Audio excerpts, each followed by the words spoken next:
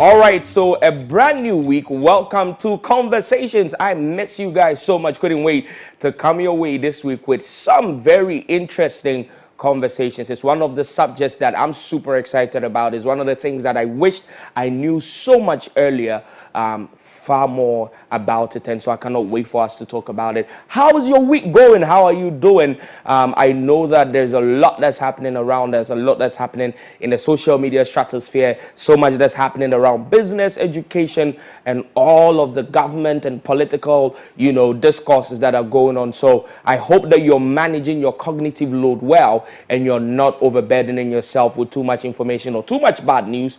Try and stay as sane as possible. Try your best to be able to, sieve out the information that you're putting into your system so you don't feed too much on the negativity. And with that, you're welcome to a brand new week of MX Conversations with Kwame A.A Opoku. I'll go for a quick commercial break. When I come back, we're talking investments. We know that the average millionaire has 7 sources of income, and they make the money they make not necessarily by saving but by investing. A lot of people have been riddled with all sorts of investment scams. Today I bring you an expert who will make this conversation super juicy for you with all of the things that you need to know so you can start investing way early in your life. When I come back from this commercial break, MX Conversations right here at MX24. Stick and stay.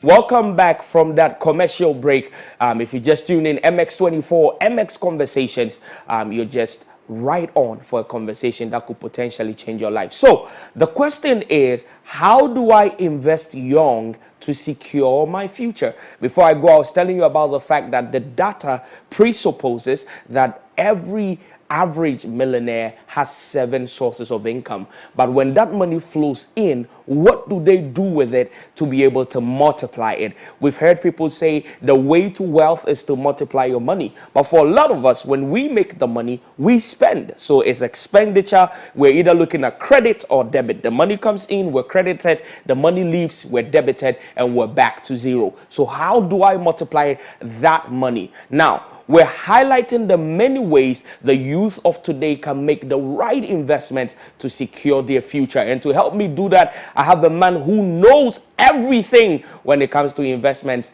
a brother that would do so much good to you if you stick and stay for us to go through this conversation. Mr. Desmond Bredu is the head of client service at Stanbic Investment Management Services, and he's joining me in today's conversation. Desmond, welcome to the show.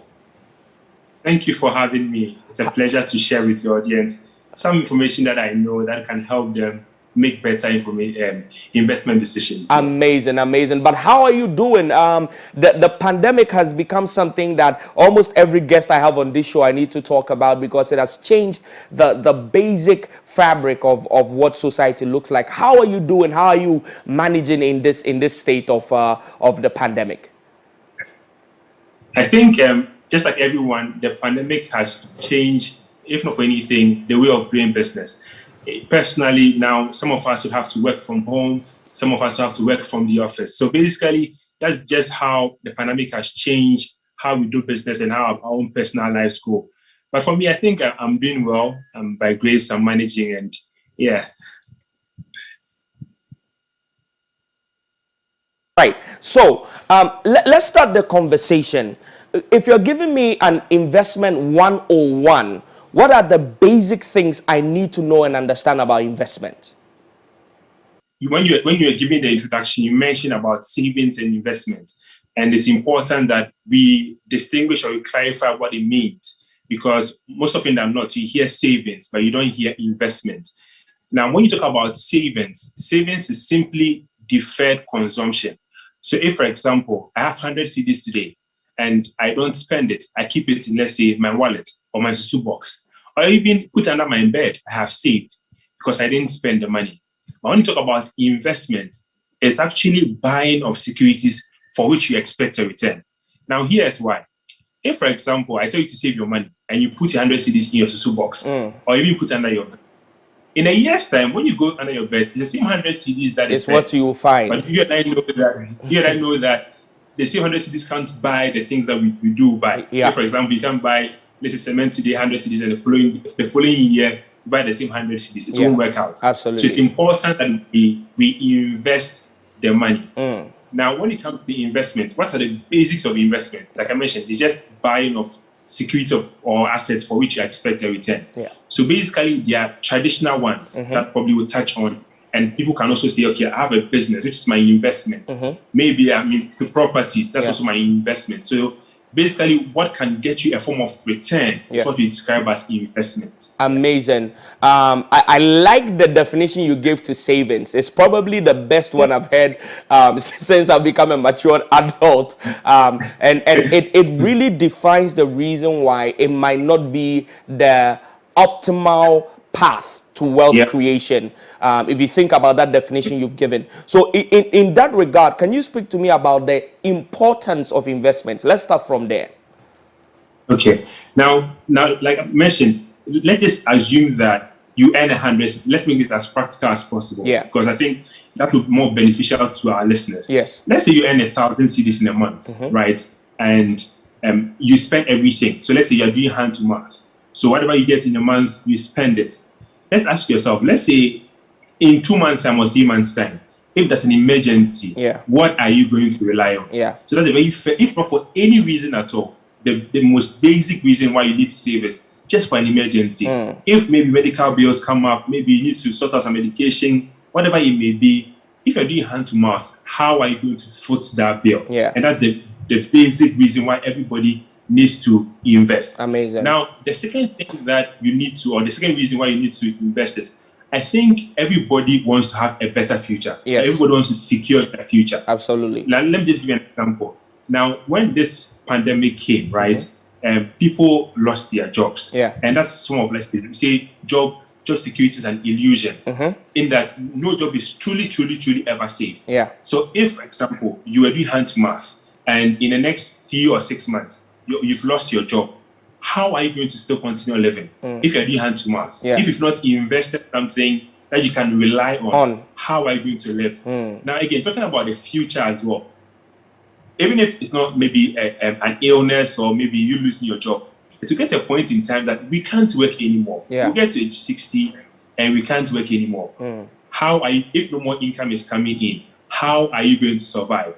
And that is why investment is so important and so critical. That you have something that you've been relying on when no more income is coming in. Now, finally, let me just give you maybe an easy one. If, for example, they say a good man leaves an inheritance for his children. For me, I think that people, if not for anything, you can use your investment as to secure your children's future. They have something that they can start building life on. So for me, if not for anything, those are the 3 key reasons why you should start thinking about investment: for emergency, for your own future, to secure your future, for planning your retirement, and finally, to leave a legacy for your children's children. Look, and when you bring these 2 fundamental reasons or importance of investment, it's like it's a no-brainer. Like it's almost as though to not invest is literally to prepare for catastrophe. You know, because when you look at the importance, the things you've just highlighted, look at what this pandemic did. You know, so now the problem is clear. We can see where the gap is. Now, a lot of the people who watch my show are young people. A lot of young people have one thing that they will shout to you about when you say investment. And that thing is going to be, where am I going to take the money from? Nice kind of make off away. Where is the money? So what are some of the basic types of investments available to young people, and where could they potentially be looking to bring money from to get into these types of products? Makes sense.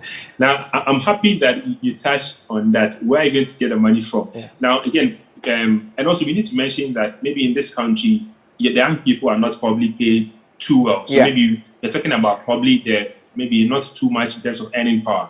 So what I'll just briefly touch on 2 forms of investment, which I think that may be beneficial to everybody. Absolutely. Right. Now, a basic one that many people are aware of is if you want to lend money to the government or through buying of treasury bills. Right.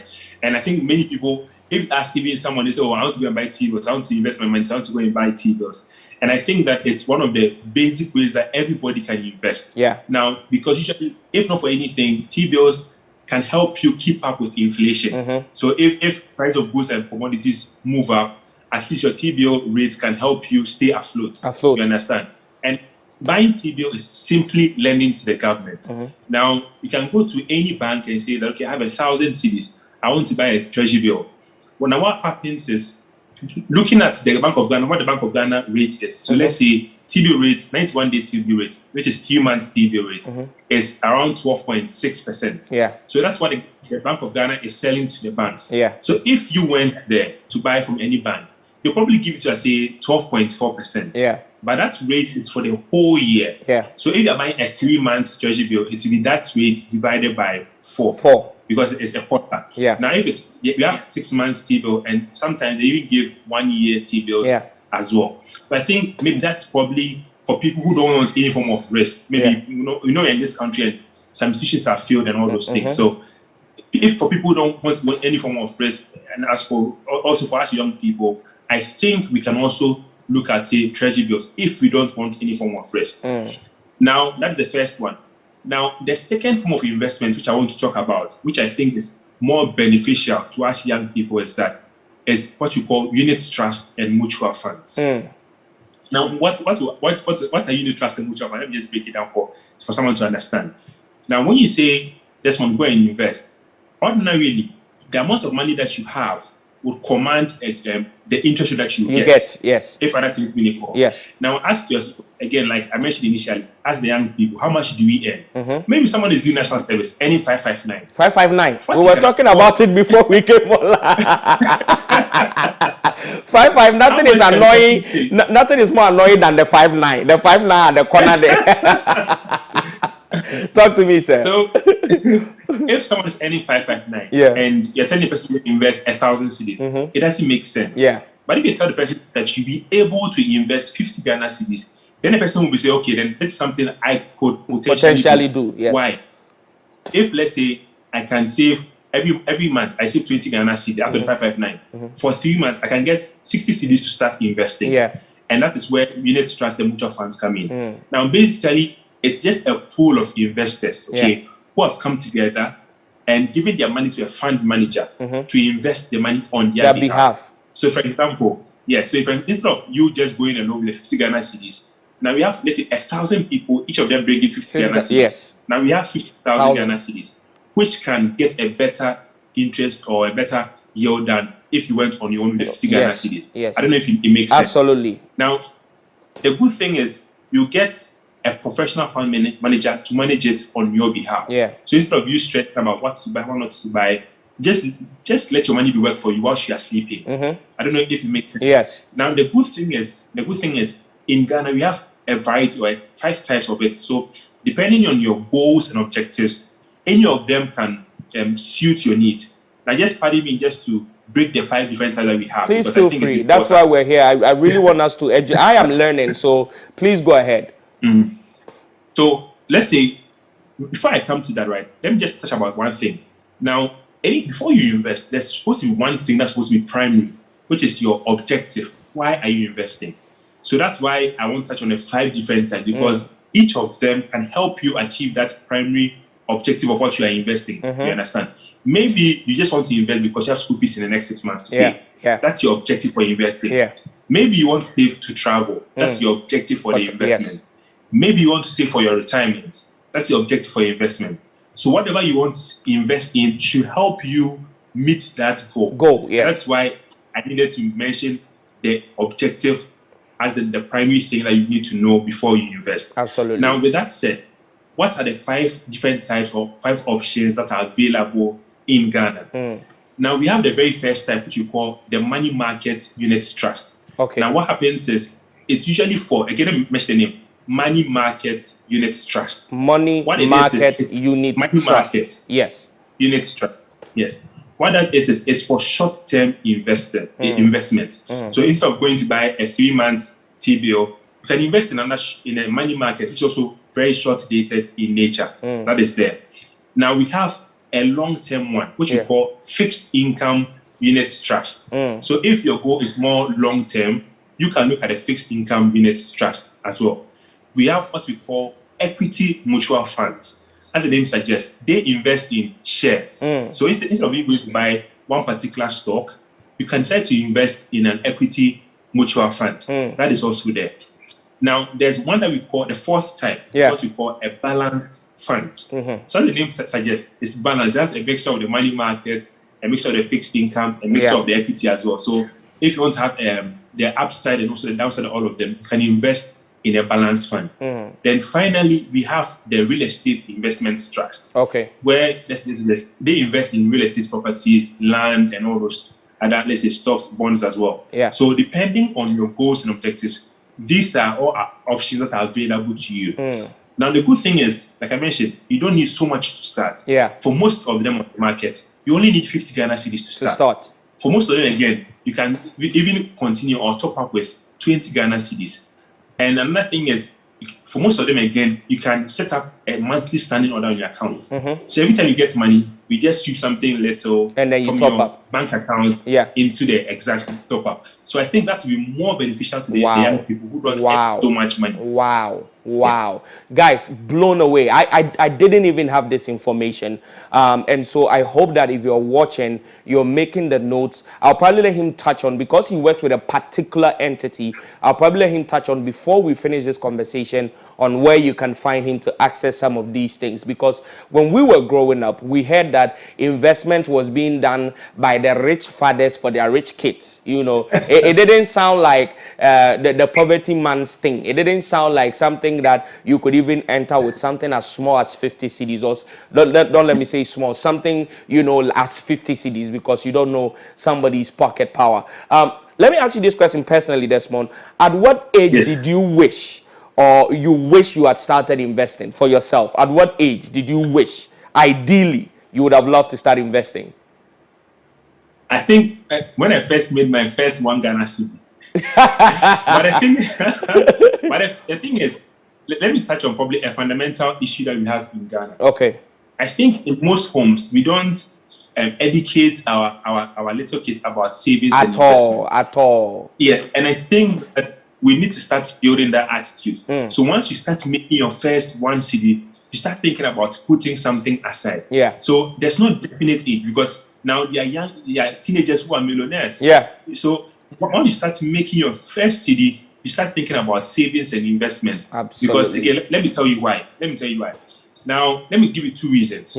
So if, for example, you want to make 1 million Ghana cedis by age 60, I did this particular mathematics. Let me just share with you. Please do. And let's assume a 15% compounded interest quarterly. If you're age 25 and you want to get 1 million Ghana cedis by age 60, which is 35 years away, you need to save on a monthly basis 60 Ghana cedis. Now, if you move to age 35 and you want the same 1 million Ghana cedis, you need to invest about 310 Ghana cedis. So that's just every month? Like almost 5 times what you need to do when you're 85. So the earlier you start, the better for you. Absolutely. Because time value of money plays a critical role. Now let me just explain time value of money using a very simple example. If today you won a lottery, and we said that get 1,000 cedis today, or get 1,000 cedis in a year's time, what would you choose? I would choose today.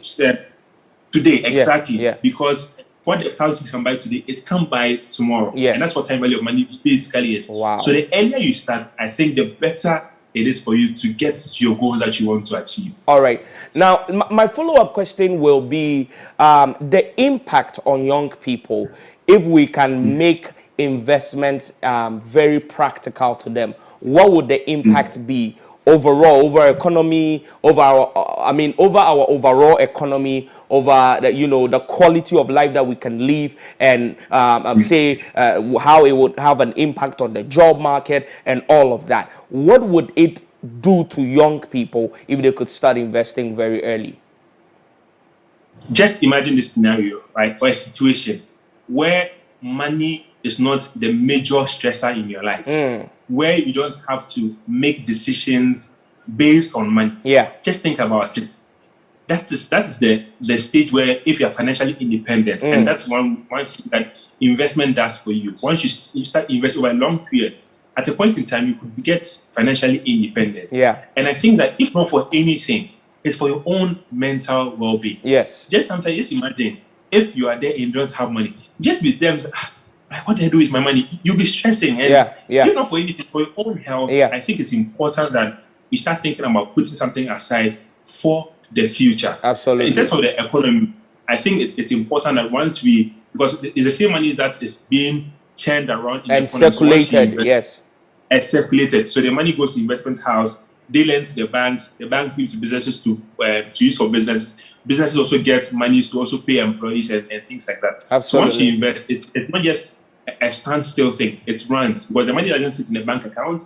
It goes to another firm to also invest and all those things. So it's more like a cyclical thing. Yes. But once everybody stops investing, I think there will be some cash drag in the whole economy. In the system, yes. Exactly. Absolutely. Exactly. Yeah. Look, Desmond, I'm booking an appointment for Monday. I'm coming first.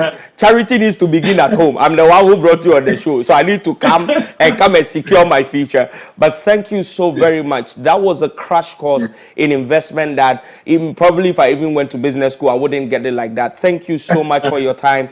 Thank you for the clarity, and I'm serious about coming to see you on Monday, definitely to have a conversation about what I can start investing. And on that note, thank you very much, and I hope that you were able to grab some nuggets from what he did. I'm going to run his socials. Desmond, I hope you don't mind if I show your socials so that people can reach out to you. So I'm going to share Desmond's socials on the screen. Reach out to him, ask more questions, even if it's not in relation specifically to the entity that he represents.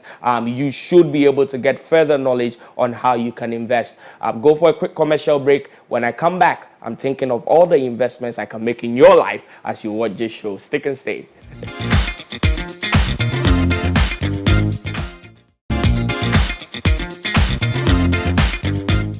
Welcome back from that commercial break. That conversation about investments was mind-shattering. I love it. I'm going to jump into it and understand more and more, start investing. I'm in my early 30s, so if I do that 1 million calculation, I need to be, I need to check the thing well so that I don't get into any kind of trouble. Now, before I go, which I hate to do, I don't like going, but before I go, I borrow these words from Antoine Mensah.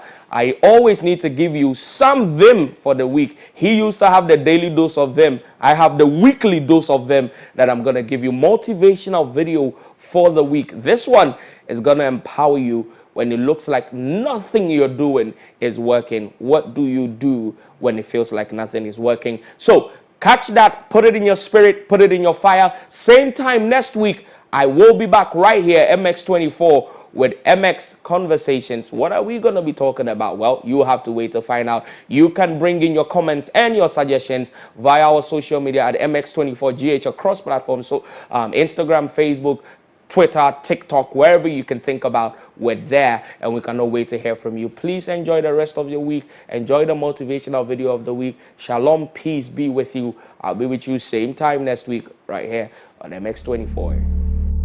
Every thought creates an action that will create a consequence.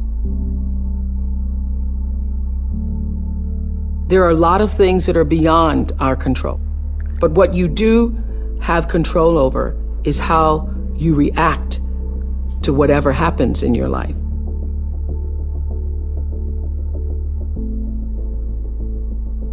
I certainly consider myself to be a blessed person, but you know what the thing is? People don't even get this.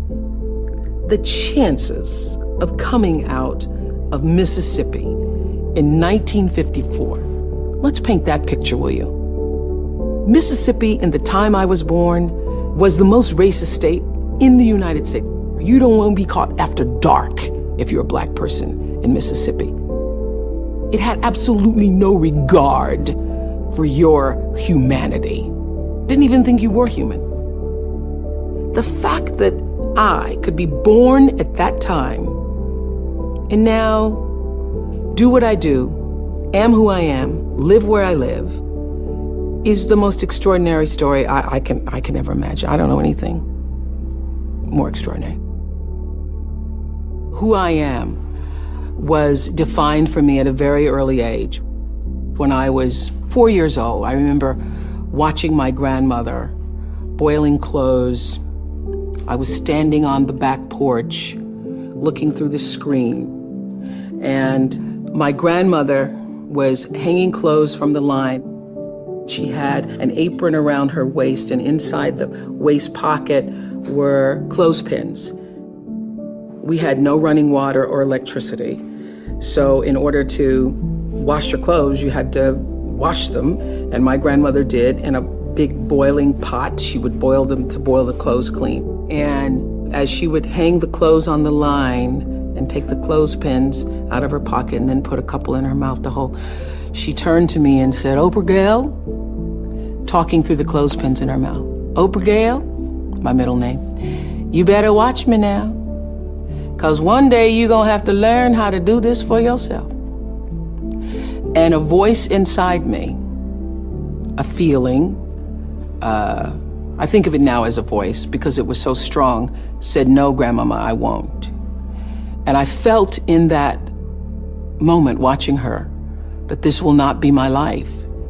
My grandmother's dream for me, as was all of my relatives who were my caretakers, their dream for me was that I would be like them. My grandmother was a maid. My mother was a maid. All of my aunts were maids. And so they thought that that's what I would be. And my grandmother used to work for a family, a white family, and in taking care of their children and nurturing that family, she thought that they were good white folks. And she used to say to me, "I hope you can grow up and get yourself some good white folks." In those days, being good simply meant you don't call me the N-word, you give me some level of respect. I still have to go to the back door, and I'm still treated as a second-class citizen, but I'm not degraded personally by you. So she wanted me to grow up to have some good white folks, and I often think that I wish she had seen that I did grow up to get a lot of good white folks working for me. She would not have believed it. The life that I lived, my grandmother would not have imagined possible for me. There is a flow. There's an energy field and a flow. That is also happening with us as human beings. We just haven't figured out what that is yet or how to channel it. But that is definitely going on. There's an energy field, there's an energy flow that I strongly feel in my own life. And I know lots of other people who do. You're either in flow or out of it. And if you're in flow, it's like this. It's like this. All the time, it's like this. It's like flowing with the stream. And the flow is in direct proportion to the center of yourself, where God abides, where universal energy abides, where the divine within you abides. How far you are from the center, from the divineness of yourself, from your connection to source energy, that which created you, is how out of sync you are with your life, regardless of what you call it. When you can align with that, nobody can touch you. Gary Zukov calls that authentic power. In his book, Seed of the Soul, he says, when your personality comes to serve the energy of your soul, that is authentic power. And that's the only real power there is, because you're gonna lose everything else. I don't care how beautiful you are. One day, your breasts are gonna sag and your eyes are gonna bag and you're not gonna be as beautiful. And it doesn't matter how much Botox and how many times you get yourself pulled up and how many hairdos and how many makeovers or what you do, you know, that doesn't last. It's just like the most beautiful flowering tree. Everything passes in its time. It doesn't matter how much money you have, how much power you have, how high you sit on the Forbes list, how many times you make the most influential lists. All of that changes. All of that changes. But what is real, what is lasting, is who you are and what you were meant to bring. What is the gift you were meant to give? And nobody can take that away from you.